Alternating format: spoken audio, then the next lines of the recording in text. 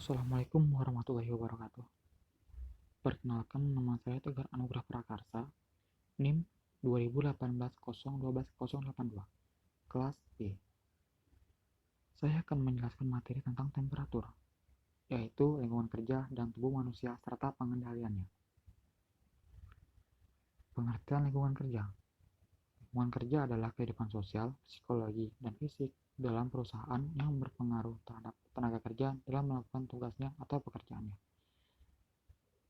Lingkungan kerja adalah sesuatu yang ada di sekitar para pekerja dan yang mempengaruhi pekerja dalam menjalankan tugas-tugas yang dibebankannya. Faktor yang mempengaruhi lingkungan kerja yaitu temperatur, kebisingan, cahaya, getaran, sirkulasi udara, kelembapan, warna, bau, ketinggian. Pengertian temperatur. Temperatur atau suhu merupakan derajat panas benda. Semakin tinggi suhu suatu benda, maka semakin panas benda tersebut. Secara mikroskopis, suhu menunjukkan energi yang dimiliki oleh suatu benda. Temperatur. Temperatur yaitu ukuran panas dan dinginnya suatu keadaan. Manusia, normal suhu tubuhnya adalah 37 derajat Celcius. Temperatur lingkungan kerja tidak boleh melebihi nilai ambang batas suhu standar.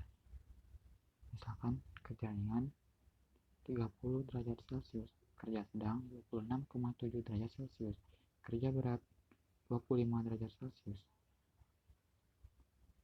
Faktor suhu tubuh yaitu kecepatan metabolisme basal, rangsangan saraf simpatik, hormon pertumbuhan, hormon tiroid, hormon kelamin, gangguan organ, dan lingkungan. Temperatur pada lingkungan kerja dan tubuh manusia yaitu iklim kerja. Iklim kerja adalah sesuatu kombinasi dari suhu kerja, kelembapan udara, kecepatan gerak udara, dan suhu radiasi pada suatu tempat kerja. Temperatur di lingkungan kerja tidak nyaman, tidak sesuai dengan syarat yang ditentukan dapat menurunkan kapasitas para pekerja, yang berakibatkan menurunnya efisiensi kerja dan produktivitas kerja.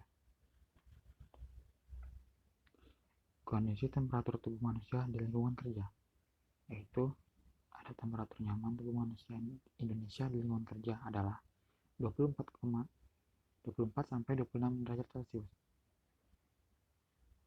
Jika suhu lebih dingin akan mengurangi efisiensi kerja dengan keluhan kaku atau kurangnya koordinasi otot.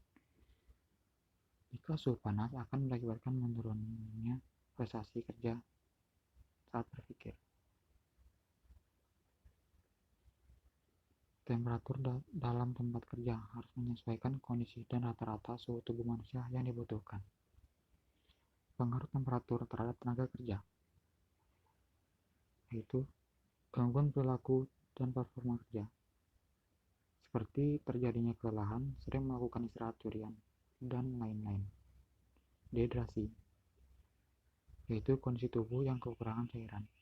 Heat yaitu keringan buntat, gatal kulit akibat kondisi kulit terus basah. Heat cramps yaitu kejang-kejang pada otot tubuh, gerakan tangan dan kaki. Pengendalian temperatur atau iklim kerja. Dalam pengendalian temperatur lingkungan kerja ada dua cara, yaitu pengendalian teknik dan pengendalian administratif.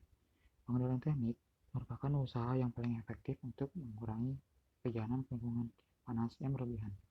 Pengendalian administratif merupakan usaha untuk pergantian karyawan atau kerja shift untuk mengurangi kelelahan pada karyawan dan menjaga agar kerja tetap produktif. Sumber panas tempat kerja yaitu ada iklim kerja setempat, proses produksi dan mesin, kerja otot.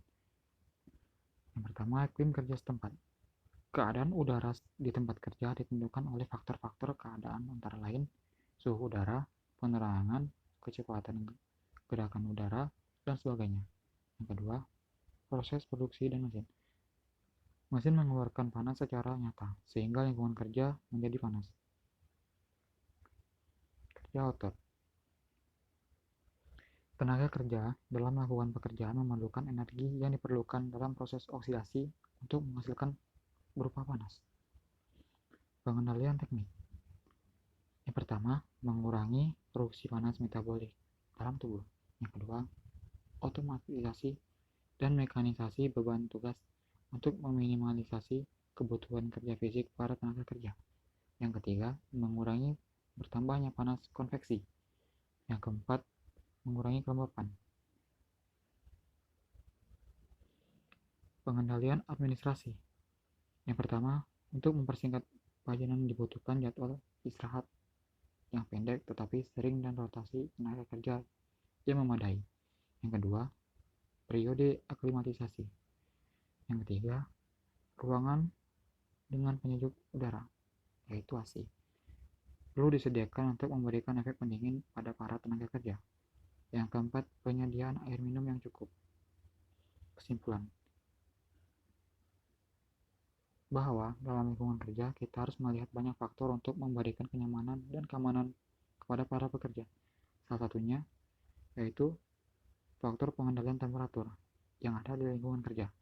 Tujuan pengendalian temperatur di lingkungan kerja adalah untuk menjaga metabolisme tubuh manusia serta memberikan kenyamanan kepada para pekerja agar pekerjaan tersebut berjalan dengan efektif dan efisien, serta menghasilkan produktivitas kerja yang baik.